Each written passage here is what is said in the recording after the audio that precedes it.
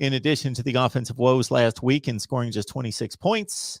And there were 5 trips into the red zone that I counted that resulted in no touchdowns, meaning 3 field goals and a 4th down.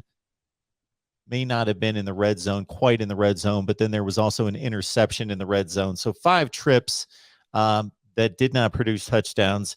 No Garrett Wilson, one of the best receivers in college football. Jackson Smith-Njigba was obviously not a replacement for Garrett Wilson. He plays anyway, but obviously gobbled up a ton of those targets and did fairly well in doing that. 15 for 240. My goodness, the best performance by an Ohio State wide receiver in history against a Big Ten opponent. And but Garrett Wilson will be welcomed back. Certainly. To start with, Jackson Smith-Njigba's big day. 15 catches, set the program record for catches in a game. 240 yards, was 13 off the all-time receiving yards record. So, yeah, a huge day from him. He's a kid who continues to come on. It was pointed out to me this week, on a team that has Chris Olave and Garrett Wilson, you have Jackson Smith-Njigba leading in all of the receiving categories, except I think touchdowns, which is Chris Olave's right now. So, pretty impressive from the sophomore who, 5-star kid, everyone knew was going to be good. It just, I don't think people thought he would be this good that quickly, but he has been great for the Buckeyes. But they definitely could use Garrett Wilson back. There was a time during the game, Ryan Day talked about this for a few plays. Jackson Smith-Njigba was on the sideline cramping. Emeka Egbuka had taken a hit and was out for a few plays, and they were kind of scrambling with receivers, moved Chris Olave to the slot, had Julian Fleming, who started in place of Garrett Wilson, and freshman Marvin Harrison out there. It was just kind of a mixed bag. So getting Garrett Wilson back will be big for not only his ability. Obviously, he's been one of the top targets for Justin Fields last year, and CJ Stroud this year. But, it also just opens things up, gives them another weapon. Julian Fleming, who came in and played fine last week, just isn't an experienced receiver at this point, has dealt with a lot of injuries. So having Garrett out there, as you mentioned, Mark, one of the best receivers in college football, just opens even more up for this Buckeye offense, which has passed the ball well statistically, but just hasn't been as efficient these last couple of weeks. And you're going against a Purdue defense this week that plays defense pretty good. A top one, ranked in the top 15, I think it is, in the country in total defense. So having all your weapons ready to go is going to be important. And I know they're excited to have Garrett Wilson back. Ryan Day said today he's had a good week of practice. So that'll be an addition for the Buckeye offense for sure.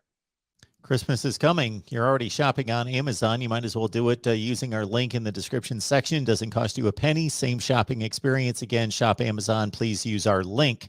Got Pat Murphy talking Ohio State football with a game coming up against Purdue in this daunting stretch for the Buckeyes for the rest of the way. Of course, Purdue, Michigan State, Michigan, and hopefully a Big Ten championship game. Talking about great wide receivers, there's going to be one on the other side of the ball with David Bell of Purdue. Aiden O'Connell ripped up that Michigan State secondary to the tune of 536 yards, and he had 54 passing attempts as well with no picks. So very efficient, very explosive. So the Ohio State defensive line is going to have to continue to bring it. Certainly. And, the defense, it starts up front.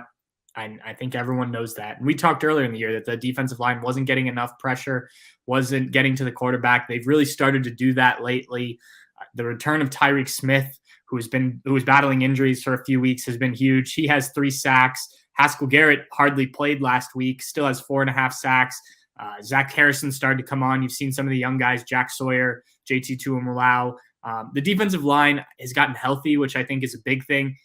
And some of the guys that had to play early in the season, the younger guys, because of some older guys banged up, are now benefiting because there's some depth there. Larry Johnson said on the radio show locally here, the defensive line coach for Ohio State, that I think he said the defensive lineman that has played the most snaps has played right around 279. And that normally this time of year, that's up closer to 400. So these guys are fresh and they're playing like it. And that's been huge for this Buckeye defense. It will be big this week. You mentioned David Bell and the passing attack against that Purdue possesses that they're bringing into Ohio Stadium.